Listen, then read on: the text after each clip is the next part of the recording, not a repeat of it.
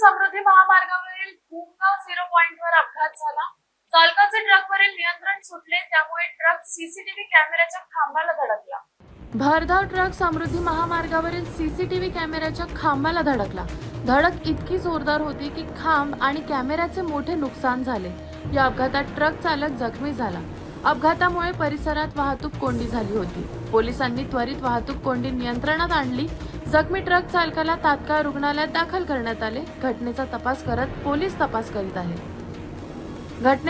Police करीत आहेत।